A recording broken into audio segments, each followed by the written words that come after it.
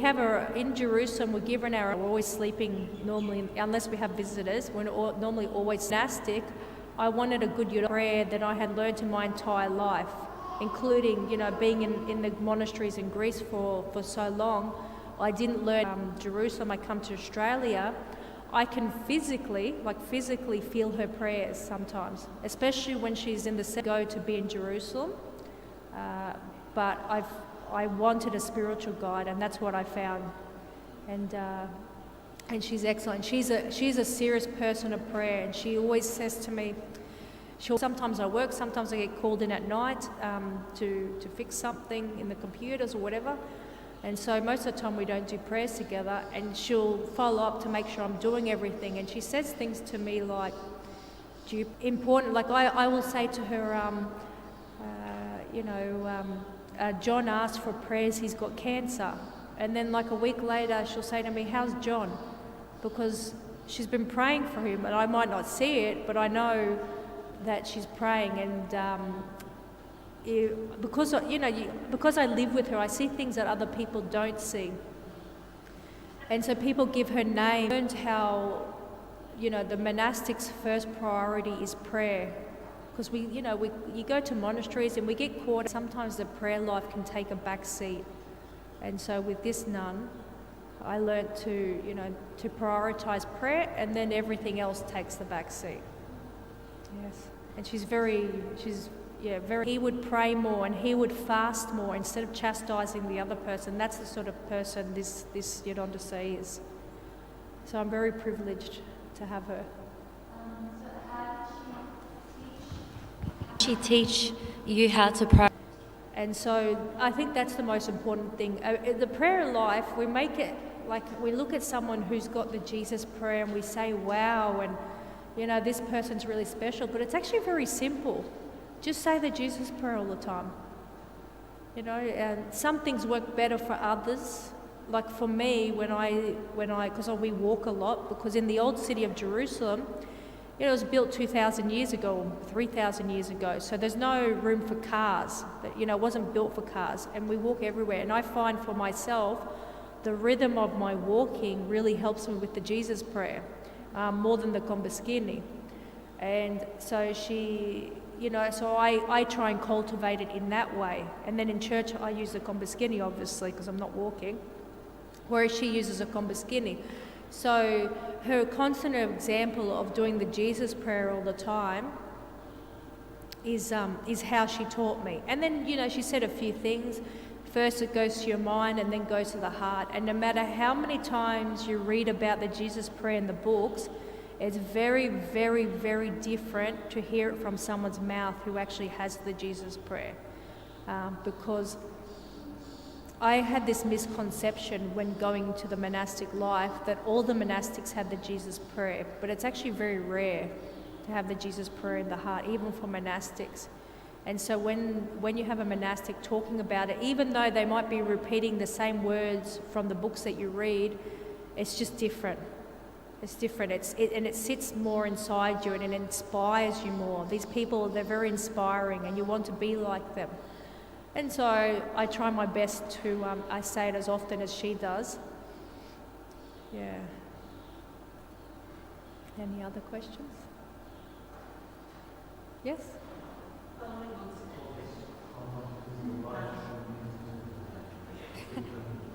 Following on from that last question, when did you decide to become a nun, although you lived here in Australia? Yes. And at what age? How did that all come to you? So I didn't come from a very religious family, and I went to high school, and I had some Protestant friends, and they were very Christian, and I really enjoyed their love. Like I really was inspired by their love for God. And so I would go to their churches and things like that. And then one day my mother said to me, do you want me to take you to the Orthodox church? And I said, okay. I was very young, so I didn't have any preconceptions of anything back then. And when I went to the Orthodox church, I thought, this is home. I felt like I'd entered heaven. And so because I guess I had to find God and it wasn't really given to me in that way, that I loved God so much that I was really obsessed, to be honest. That's all I could think about was God. And then I would, because in Brisbane, I didn't even know there was such things as nuns, like Orthodox nuns. I thought they all looked like Mother Teresa. And so I really loved Mother Teresa, and I would just, you know, when you're a kid and you look at something, you say, I want to be that, I want to be a rock star or whatever. I would look at the nuns on TV and I go, I want to be like that. And then I didn't know any better because I didn't have many Greek friends or anything like that. And one day I probably made my first Greek friend. I was about 24 or something, and they were telling me about the monastery in Sydney in Holy Cross. And then when I visited, I thought, that's what I want to be. And at that time, like by that, you know, the problem in Australia is by the time you turn 18, you're encouraged to buy a house and to buy a car and things like that. So by this stage, I've got a mortgage and I can't just run away to join a monastery. It's much more difficult. So I assumed it was God's will that I get married, except I just didn't like that idea. Like, I didn't want to have a companion. I didn't want to have someone around all the time. I found it really annoying. And sorry to all the married people. You know, for other people it's not annoying, but for me it was very annoying. And I thought to myself, well, this is not for me. This is I want the monastic life. And I will just wait until I'll just pay off the mortgage or whatever, because I live with my parents, so I didn't want to kick them out of the house so that I could become a nun. And so I just waited. And then I went to Greece and I loved this monastery so much. I thought, forget it. I'm just going to leave it in God's hands. And I went, even with the mortgage. And at that time I had a business. I had a training organisation, like a TAFE. You know what a TAFE is? Like the same license to trade and do courses and things like that. And well, I'm in Greece in this monastery, and next thing you know, I get this email and someone wants to buy my business. And so I sold the business and I paid off the house. So it's amazing how God works. I was waiting for a sign for so many years because I thought maybe it's not God's will because of my circumstances. And you wait and you wait. And then when you take the actual leap of faith yourself, God puts everything in place. And I think that's a big problem when people are deciding between marriage and monasticism. Like, everyone says, you know, and I agree, like, what's God's will? Pray for God's will, pray for God's will. But God wants what you want.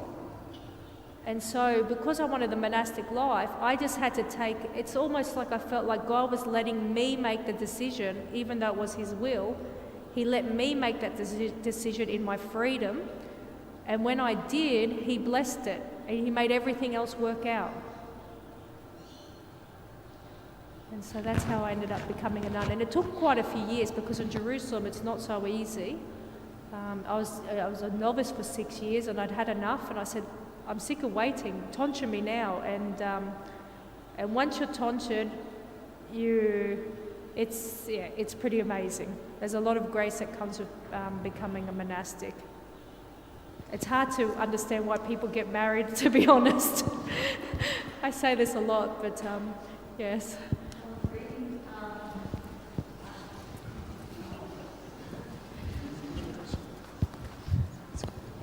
I was reading The Art of Salvation the other day by Saint Ephraim, Elder Ephraim, whatever. Yes. And in it he was talking about something about tonsuring. I think it was in there, I can't remember. But it's like, about the toll houses and stuff, and how the demons were saying to this soul, you know, I think it was Saint Anthony the Great, that they were trying to convince that soul needed to go down into hell. And the angels were like, why? Did it happen before the angelic schema, or did it happen after the schema, these sins that you're referring to? And how, because the angel had said, if it happened after the schema, that was his baptism again, and he didn't sin again after that, so he was blameless. I was so jealous of him. I'm like, it just sounds like an awesome reset for people too. Because it is monasticism, isn't it? It's another baptism. They say that And as many times, as much as they might say that, I don't know one monastic who doesn't confess all their sins before they become a monastic. So even with, washing away your sins, I don't know if that's true or not, but either way, we confess. So the same thing happens. I was talking to this nun in Greece, actually. She taught me this. It's very interesting that she was telling me that because they've got such a miraculous icon, this one particular priest would bring a busload of possessed people all the time to the monastery for healing. And she said that one thing that and she said to me, all the nuns would run off when the possessed people turn up. And she said to me, she goes, I always stayed, and it's a joke, but because they couldn't all run off, but she said because one of the things that possessed people do is they yell out your sins, and she said, but they don't yell out confessed sins because they're gone. And so confession, whether you're becoming a monastic or not, it doesn't matter because we should be confessing them. But yes, it is interesting. I'm on the fence as to whether that's true or not because you hear all sorts of different things. Like one of the misconception is that you become a monastic and you're automatically saved. Well, no, we have to fight for our salvation as well, and it's a big fight.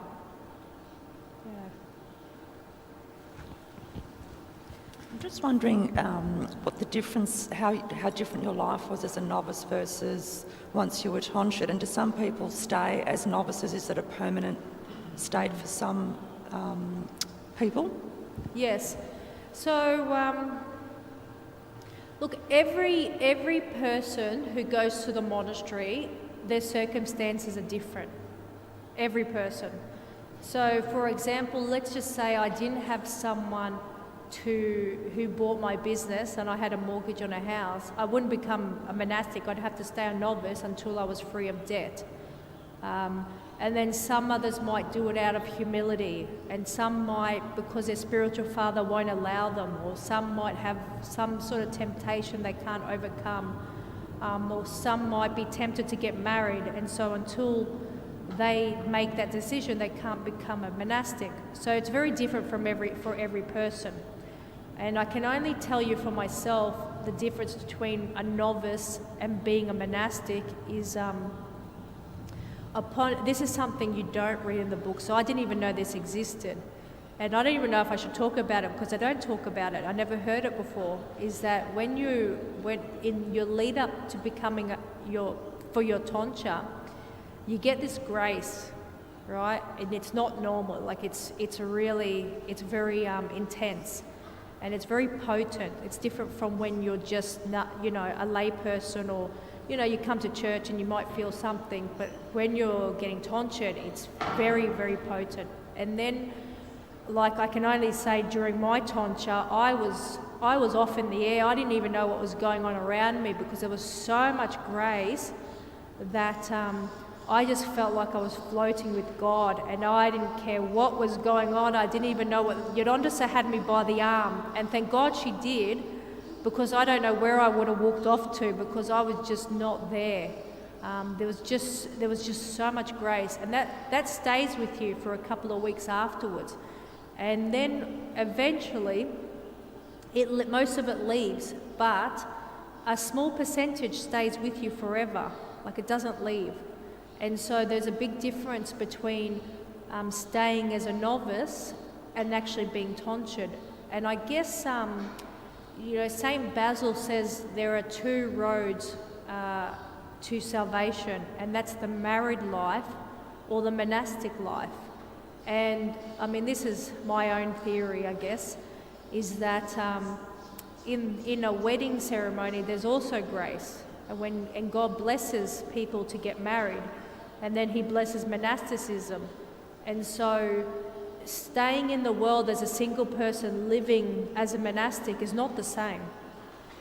And you don't realise it until you're tonsured, because the level of grace that you're given, you don't have that as a lay person. And I can see why St. Basil says that. I never understood it before, but I understand it now, because for whatever reason, I don't know why God blesses some things and not other things, but God has blessed marriage and monasticism, and these are the two roads till salvation. Obviously, there's circumstances where you can't follow either, but I can see why it's not healthy, like living as a monastic at home. If you want to live as a monastic, go to a monastery.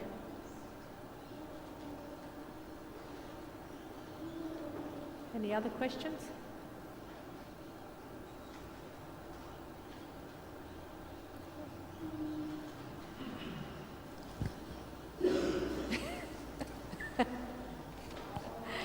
There's a bit of pressure there, Father.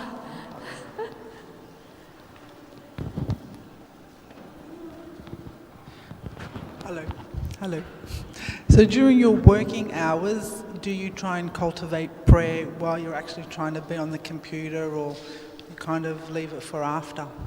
Okay, so me personally, I don't, unless I'm doing something very mundane, I don't do the prayer at work. And the reason for that is because of the life in Jerusalem, I'm actually really tired most of the time, and so is Yolanda that I live with. And I stamp the Patriarch's signature on letters. And when I came out of COVID and I was really exhausted, I was stamping them upside down. So I try to concentrate. It's very difficult to do the Jesus prayer while you're concentrating on something. So honestly, to be totally honest, I don't do it unless I'm photocopying or something, because I don't write his letters or anything like that, but I just prepare them for mail, or I have to file the ones that come in. And it'll be very embarrassing for the Patriarch when I make mistakes. And I do make mistakes, and that's how I know it's very embarrassing. And so I don't do it during work very much. Some other nuns that I know, they have more mundane jobs, and they do it, or they're more experienced in their spiritual life than I am. I've been in monasticism, I guess, for 9 years, and I'm still very at infant stage, very early stage, compared to a nun who's been a nun for 30 years. Yeah. Yes?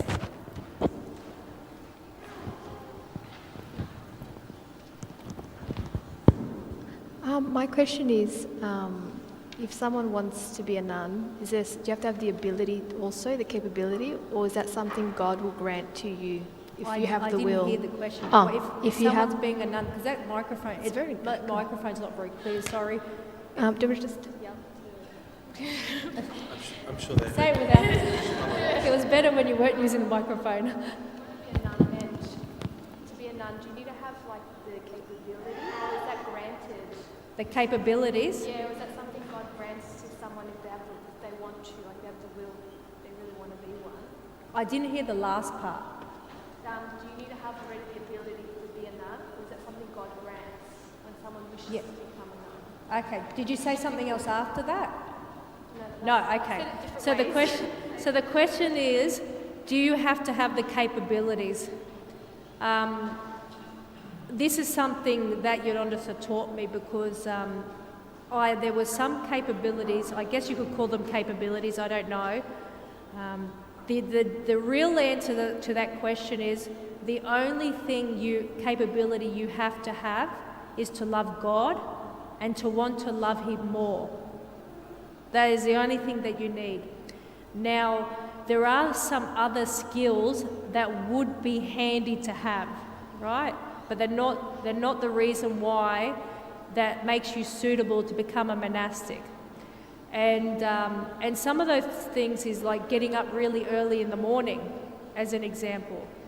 So, most monasteries, they wake up at 4:30 in the morning, whereas I wake up at 7:30 because I'm actually a really bad sleeper. I don't sleep very well at night, and we all have weaknesses. Everyone's different. It depends what it is. I also have a problem with iron, and so I have I have a blessing to alter my fast as well. Now, these could be seen as obstacles to the monastic life, but they're not. And with a really good spiritual guide, then they won't be obstacles. Now, I think some monasteries are more stricter than others. And I think the mistake that a lot of people make is that if it didn't work out at one, that you should just move on with your life and get married. But I think instead of moving on with your life in that way, just find a different monastery. I mean, it doesn't make that monastery bad. I mean, in the monastery in Greece, as an example, all the nuns had very similar personalities. I'll give you an example. Like, people would bring sweets. They all liked white cake, and I hated white cake. I only liked milk chocolate. So it was amazing how they all were very similar. They liked the same food, and I didn't really like the food. It's just different personalities, and I think it's really great when you have a variety of monasteries to go to for different personalities. Some are more open, some are more quiet. Some are bigger, some are smaller, and it just depends on your character. And I think you do get monastics who will say to you, because you're not, like, you'll be in a monastery, and because it didn't work out, they'll say you're not suited to the monastic life. But I don't think that should stop you. And a lot of people said to me, when I left Greece, that they were surprised I continued on. But it was never an option of not becoming a nun. I just had to find the place for me. And I find a Yolanda, she still hassles me when I get up too late in the morning, because she's up at 3 o'clock in the morning and she has to be quiet until I wake up. And that's not easy for her. And so you have to find someone who can accept you as you are as well. There's some things we can't change. It doesn't mean it's a flaw. It's just, we have challenges in our life and with our bodies, especially because we're women. We have a lot more challenges than what the men might have, and some allowances and economia have to be applied. Does that answer the question? Yes? I would prefer not to answer that question, just because they might not like it. I have no problem. I still go there all the time. I love the sisters. I didn't really like Greece in general. I think now that I've been in the monastic life a lot longer, I was too immature at that time to make proper decisions. And one of the things the Yolanda I have now taught me is to speak up when I have a problem. And instead of keeping it inside, and I'm sure with the issues that I had in the monastery in Greece, if I had spoken up more, they would have helped me. But as an Australian, we don't complain. I don't know if you guys have that I don't know if it's a Brisbane thing, but like, you'll have a problem and you'll just won't complain because you don't want to be a complainer, or you just don't want to be rude, and we're so polite, but it's being polite to a fault. So if you have a problem, I remember with Yolanda, she said something to me when I first started living with her, and I was so offended, like you would not believe. I was so offended that I wanted to leave. And she kept asking me what's wrong, and I said, I'm fine. I tried to pretend like I was fine, but I really wasn't. And eventually she said to me, if you don't tell me what's wrong, I'm not going to let you commune. And I said, whatever, as you do, with a big attitude as a novice. And then she said to me, okay, well, if you don't tell me, I'm not going to commune. So she wasn't going to commune until I told her. And then when I told her what was wrong, we started laughing because it was so stupid, and if she hadn't have squeezed it out of me and I hadn't have said it, I don't know what would have happened. Maybe I would have left, maybe, all sorts of things. And so now we have this relationship that people get scared around us because they think we're fighting, but because we're so used to just blurting out what's wrong, without any thought of if the other person's going to get hurt or not. And it's what keeps us together, that honesty. And I'm sure it's the same thing in a marriage. Like, if you're not honest with your partner, things can fester, and the devil will put in your heart and make it fester even more. And when you either confess it to a priest or to your partner or to your yondasa, it just gets dissolved, and then it just seems so ridiculous afterwards.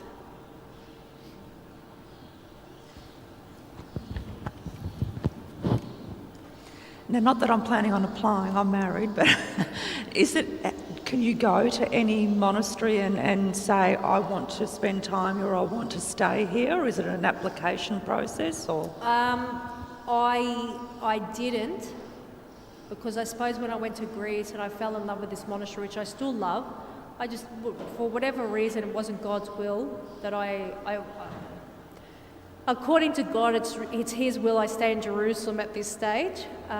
And so I didn't.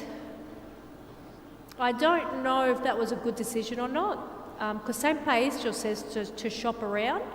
And then you talk to some other monastics who say, just pick somewhere and no matter what, just dedicate your life to it. Once again, I think everyone's different, because it's different when you're searching, it's different when you can't settle down, because that's a problem if you can't settle down. But if you're searching and you want to visit some monasteries, then visit. It just depends really on the person and what their needs are. So, a lot of people in Greece, they've grown up around a particular monastery, and so when they go to live there, they don't search around because that's where they grew up. Or you get an Australian girl or man, and they say, I want to go to Mount Athos, as an example, and they might visit all the monasteries until they decide. Everyone's road is different, and I don't think anything's wrong or right in that way, as long as you're willing to settle down eventually when you find the place and dedicate to that place.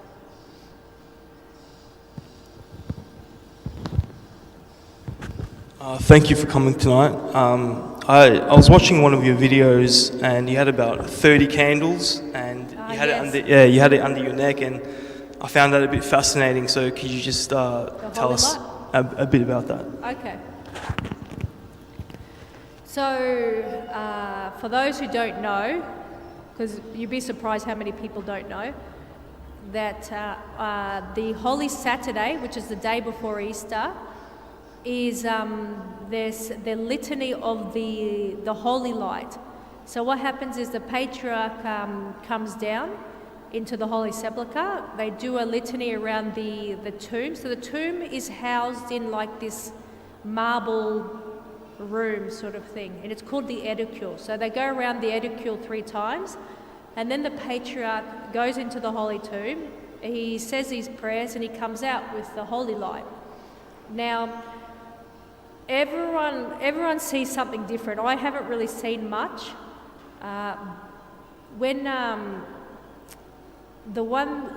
Everyone wants to be in front of the edicule, because you see the Patriarch, you're the closest to it. It's like being at a rock concert and you want to be the closest to the artist, right? Now, 3 times I had been right in front of the edicule, and when I got the Holy Light, it was burning straight away.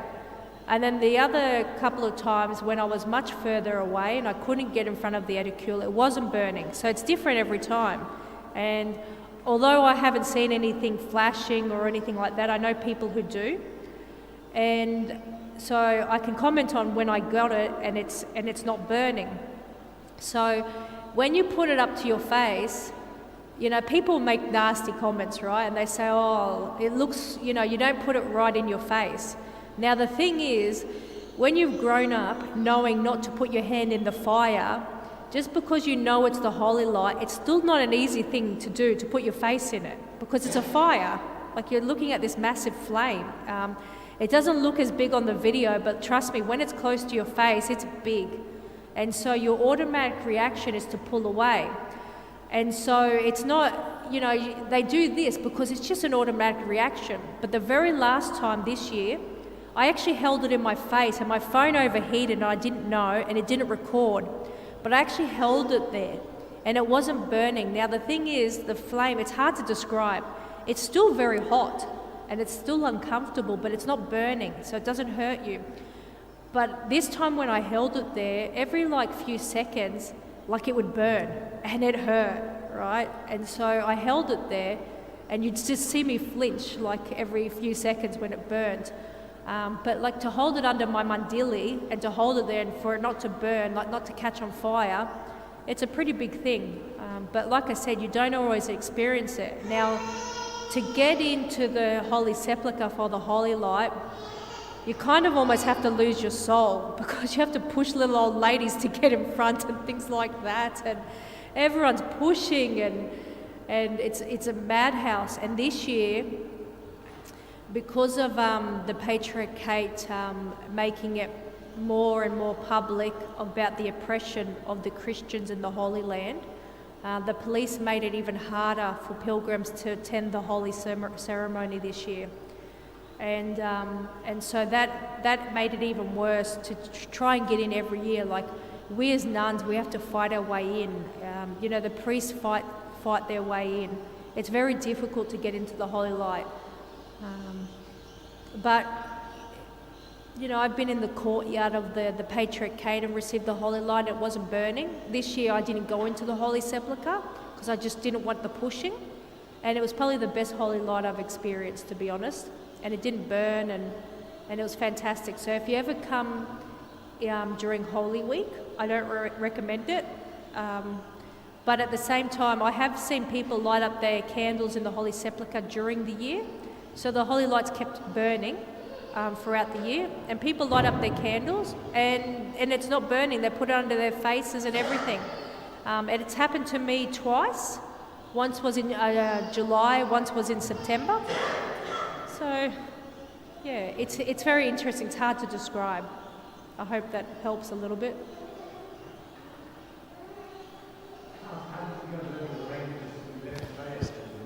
Learning the languages. Yeah. Did you speak Greek already? Yeah, my Greek is very bad.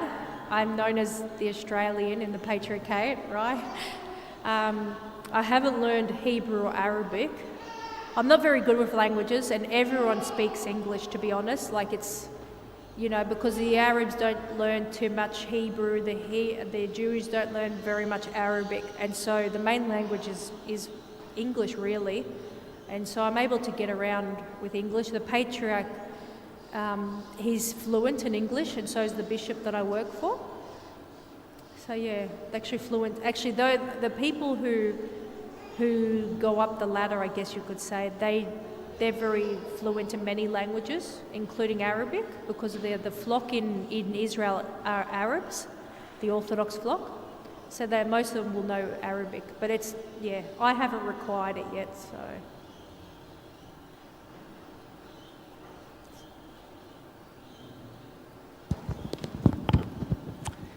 Do you work with the Patriarch? I think my family thinks I work with him, and I don't correct them. So hopefully they're not watching this video because they think it's really cool. But not really, no. So he works in a particular office with one or two deacons and one or two priests, and then I work with the Archbishop that handles all the paperwork of the Patriarchate. So we're close. We're only a few meters, but we are in different rooms. I very rarely see him. He's very busy. Everyone that comes to Jerusalem wants to take his blessing. But he's very accommodating. Like, if I have a problem, and I have gone to see him about problems before, and he's very accommodating, and he's very he helps wherever he can. That's what I have noticed. But I don't see him very often because he's just so busy. You wouldn't waste his time over, going and asking him, how should I pray? And, is it okay if I have communion this weekend or something? So, yeah, you don't go to the Patriarch about those sort of things. So not directly. Can you tell us about Christmas in Bethlehem? Bethlehem? I made the mistake of going to Bethlehem once for Christmas, and it was worse than the Holy Light. I couldn't get in the church. It was packed.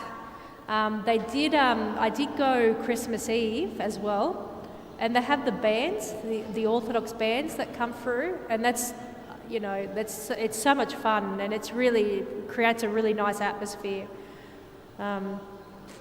but it's very difficult to get into the church, to be honest. And I didn't make it in. I came obviously way too late. You have to come hours before. So I went back to the Holy Sepulchre and celebrated Christmas.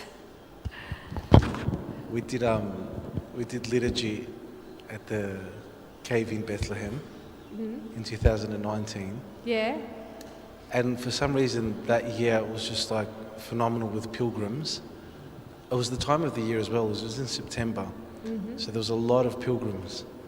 But we were really blessed to do the liturgy there in the cave in Bethlehem. Yes. There was about 7 or 8 priests, I can't remember. But you know how it's down there, very small, that area, so not everyone can fit there. So most people have to stand up where the main church is. Yes. Yeah, but I remember when our group was coming down to Paraskevi to venerate the star, Yes. and then everyone else had to go back up the stairs. I was just grabbing them and pulling them back and said, you guys will stay here.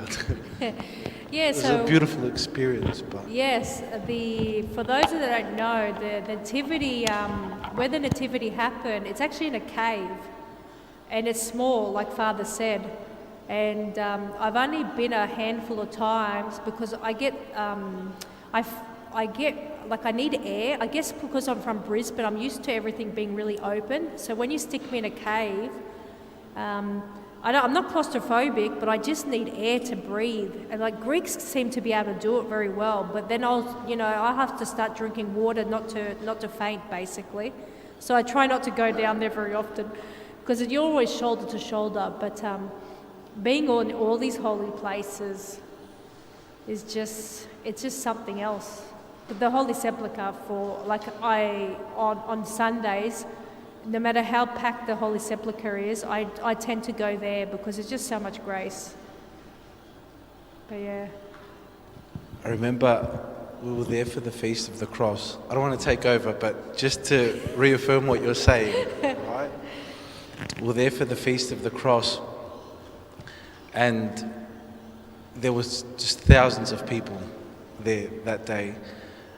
And as you know, just so people can get an idea as well, not only thousands of people, Orthodox, there's all these different denominations as well, and while we're doing the liturgy, other denominations are doing their liturgies, and then the organs start, whatever, and there's no microphones either, so yes, people can hardly hear what's going on. And then we did the procession with the cross, which by this stage it was past afternoon, and I was thinking, all right, we did the liturgy, maybe I should just skip the procession and not do the procession, or just leave with the group, whatever. But I thought, no, here we'll do it. So we started to do the procession, and then when we got to the Armenian church downstairs that particular year, because Nun Christina said before that it's such a privilege, that we have these holy sites, but what people don't understand is that we're fighting tooth and nail to hold on to these holy sites because the other denominations want it. And I remember when the Patriarch came down those stairs with the cross on his head, the poor thing, the Armenians wouldn't let him come through, or the deacons to sense that church. And there's a rule in Jerusalem, and correct me or add to it there's a rule from what I heard from the fathers that if we don't do a certain thing, then we lose that right. That's right, yes. So we have to do it so that we don't lose that right, for doing that certain practice that we do. Yes. And that's why if everyone's seen sometimes, brawls happening in Bethlehem and in Jerusalem, whatever, amongst priests and all that, it's very real. And I finally understood that day why it was so real. And so the Armenians weren't letting us come through with the cross, and the Patriarch is standing back, and the deacons are like, open up, and they're just standing there saying, no, we're not going to let you in. And then there's an Israeli police officer just standing back and watching this whole scene and not doing anything. And we're just saying, are you going to do something? And he's just like looking at us and laughing. And